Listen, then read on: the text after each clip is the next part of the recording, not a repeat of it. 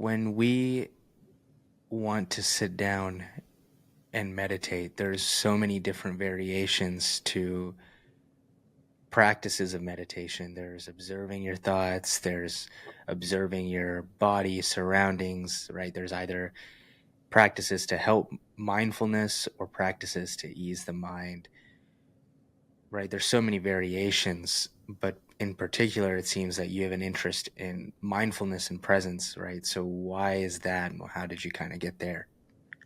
Yeah, so I think that again, the West imported the notion of meditation from the East, but didn't quite integrate it well. Same for as yoga. Um, the Western idea of yoga and the Eastern idea of yoga is different things, and I think that for a Westerner with the culture background of a Westerner to go ahead and jump into a rigid method like sitting meditation is very challenging. It is something that is being done and being learned years and years in monasteries and monks that practices meditation on a very large cultural and educational uh, background and context, which we don't have. So when I'm talking about mindfulness, I'm talking about something attainable for the Western mind and something much easier to integrate into our daily lives. And I'm just talking about expanding the spectrum of our sensitivity to the world by being present. And this is, in essence, the state of meditation. It just can be attained through different methods, but the easiest method that the Western culture or the common man can integrate into life is being present here and now, meaning that every event that take place in our day-to-day life could be a state of meditation. You could be walking and being observed in walking. You could be cooking, and instead of rushing your thoughts towards tomorrow or the task you didn't perform or the next show you're going to see on Netflix, you just immerse yourself in the cooking and think about how your knife cuts the tomato and the color and the texture, and suddenly you are in a meditative state.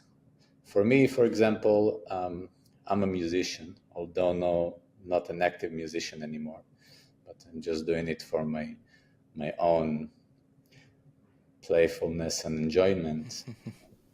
When I play the guitar, for example, if I'm immersed in the moment and I'm letting my fingers do the magic, I'm in a state of meditation, and every artist can agree with me. When you get in the zone, when you get in the flow of your mastery, you can feel that you have tapped something beyond the mundane experience of life, and you are now in some sort of deeper level of presence. And I'm saying that this state could be achieved by anything. And for people to start experiencing it, I think that mindfulness is a great doorway to understand eventually what meditation is. So this is mindfulness from my point of view. Hmm. I think presence is super important because, like you had mentioned with the flow state, it's almost as if time kind of escapes you because you're so in the flow with what you're doing, whether it's, some sort of artistic task, creative task, or whatever. But that's a very interesting understanding that, yeah, in a way, flow state is a meditative state. What exactly is happening here? Are we getting higher when we're in a flow state? Is it this collective higher consciousness? Where are we getting that flow from? What do you think? Well, from my perspective, there is no higher and lower states of consciousness. They're just a spectrum of states of consciousness. And with certain methods that we can implement, we can move our dial on this metaphorical spectrum. So you said it correctly. When you're in the flow, you have the experience that time behaves differently or time doesn't exist. And I think that it is because of that time is made of objects. So there is no thing as time by itself, but time, you can imagine, is a collection of objects, including thoughts. Thoughts are object to your subjective experience. So imagine a desert where nothing happens, and you have no life, for example. Time would be moving slowly, very slowly, in your perception.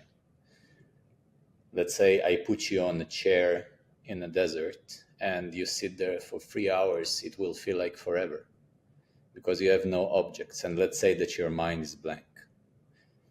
But if I put you, let's say, in a party where you have a lot of people and you have a lot of thoughts and you have a lot of emotion, it seems like the time of the party is ticking away pretty fast, and you find yourself in the end of the party and you say, oh, it was very quick.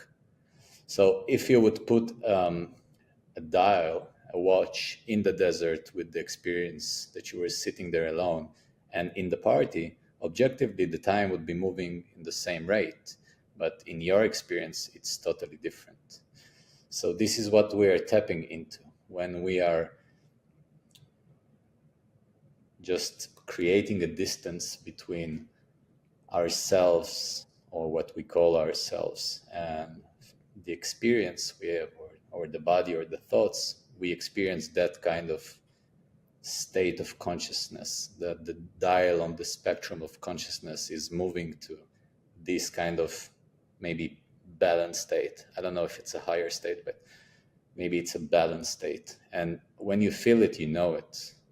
I mean, it's something that the flow or the zone, it's something that many artists could tell you about, many athletes could tell you about, and even regular people. You have many occasions in life where you just feel like everything is flowing, everything is in the right place, and you can't explain it. So I think we're tapping into this when we are more aware of life and we are more sensitive towards life and the